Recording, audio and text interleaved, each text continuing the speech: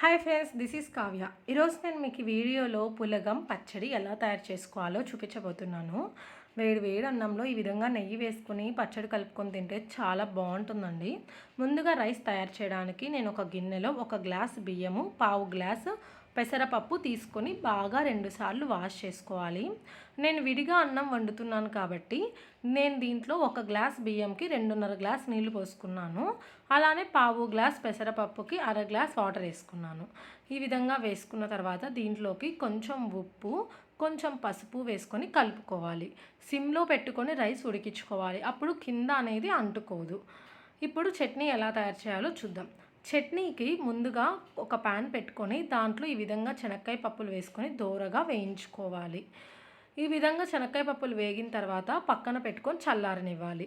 మళ్ళీ అదే ప్యాన్లో కొంచెం ఆయిల్ వేసుకొని కొంచెం పచ్చిమిర్చి ముక్కలు, కొంచెం ఉల్లిపాయ ముక్కలు వేసుకొని కొంచెం వేగనివ్వాలి.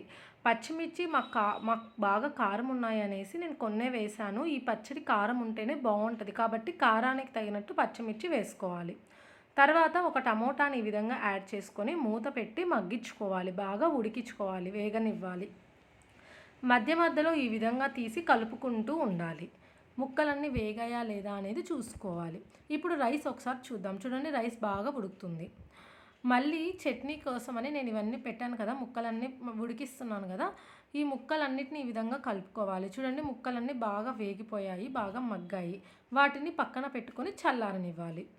ఇప్పుడు రైస్ చూడండి, దాదాపు ఆల్మోస్ట్ ఉడికింది. రైస్ ఈ విధంగా కొంచెం తడున్నప్పుడు నేను తాలింపు పెట్టుకుంటున్నాను. ఒక తాలింపు పెన్నంలో తాలింపు గింజలన్నీ వేసుకొని కొంచెం కరివేపాకు వేసుకొని ఈ తాలింపునంతా ఈ అన్నం మళ్ళీ ఒకసారి కుదించుకొని ఈ తాలింపు అంతా దాంట్లో వేసేసేసుకొని కొంచెం కొత్తిమీర కూడా యాడ్ చేసుకొని ఈ రైసు, ఈ తాలింపు, ఈ కొత్తిమీర అన్నీ బాగా కలిసేటట్టు కలుపుకోవాలి. కొంచెం తడున్నప్పుడే ఇది చేసుకుంటే అప్పుడు మెతక అనేది త్వరగా విరగదు. అలానే ఎక్కువ కలుపుకోకుండా ఈ విధంగా కుదించుకుంటూ ఉండాలి. మూత పెట్టేసి ఒక 5 నిమిషాలు మగ్గించిన తర్వాత మళ్ళీ నేను మూత తీసి చూపిస్తున్నాను. చూడండి, రైస్లో దాదాపు వాటర్ అనేది లేదు, అంతా మగ్గిపోయింది. ఇప్పుడు రైస్ కూడా రెడీ అయిపోయింది. మూత పెట్టేసి పక్కన ఉంచేసుకోవాలి. ఇప్పుడు చట్నీ కోసం ఫస్ట్ నేను వేయించుకున్న శనక్కాయ పప్పులు అలానే కొంచెం సాల్ట్ వేసి ముందు ఈ రెండింటిని బాగా మెత్తగా పౌడర్ లాగా చేసుకోవాలి. చూడండి, ఈ విధంగా పౌడర్ లాగా చేసుకోవాలి. ఇప్పుడు దీంట్లోకి టమోటా, ఉల్లిపాయ, పచ్చిమిర్చి ముక్కలు ఉన్నాయి కదా, అవన్నీ కూడా వేసేసుకొని బాగా మెత్తగా మిక్సీ పట్టుకోవాలి. మీకు కావాలి మెత్తగా మెదగట్లేదు అంటే కొంచెం లైట్గా వాటర్ యాడ్ చేసుకోవచ్చు, బట్ ఎక్కువ యాడ్ చేసుకోవద్దు, బాగోదు.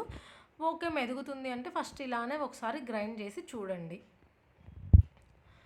చూడండి, నేను ఈ విధంగా అన్నీ మిక్సీ పట్టుకున్నాక చట్నీ ఎంత మెత్తగా మెదిగిపోయిందో.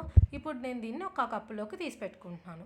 అంతే ఫ్రెండ్స్, వేడి వేడి పులగం పచ్చడి రెడీ అయిపోయింది. ఈ అన్నంలోకి కొంచెం నెయ్యి వేసుకొని వేడి వేడిగా తినాలి. వర్షాకాలంలో కానీ చలికాలంలో కానీ సూపర్గా ఉంటుందండి. మీరు ఒకసారి మీరు ట్రై చేయండి, చాలా బాగుంటుంది ఈ రెసిపీ. ఒకసారి ట్రై చేసి ఎలా ఉందో నాకు కామెంట్ చేయండి. Okay, thank you friends.